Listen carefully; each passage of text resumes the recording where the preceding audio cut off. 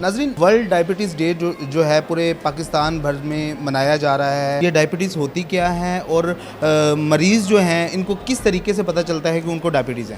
Pakistan sugar کے مریضوں کی تعداد کے اعتبار سے دنیا کا تیسرے نمبر پہ ہے۔ شوگر کے مریضوں میں شوگر کی علامات کی اس میں یہ ہے کہ آپ کا ویٹ لاس ہونا سٹارٹ ہو جاتا ہے، آپ کو بار بار پیاس لگتی ہے، آپ کو بار بار چھوٹا پیشاب آتا ہے۔ ڈائبٹیز والے پیشنٹ کو، شوگر والے پیشنٹ کو بیسیکلی کیا احتیاطی تدابیر کرنی چاہیے؟ فوڈ اور ریفائنڈ شوگر کو اوائڈ کرنا چاہیے۔ ڈیلی روٹین میں 45 منٹ سے 1 گھنٹے تک کی کوئی فزیکل ایکٹیویٹی۔ سر، سردیوں کی آمد ہے اور زیادہ تر دیکھا جا رہا ہے نزلہ، زکام، بخار جیسی جو بیماریاں ہیں وہ شہریوں میں عام ہوتی چلی جا رہی ہیں اور ان کے کیسز میں مزید اضافہ ہو رہا ہے۔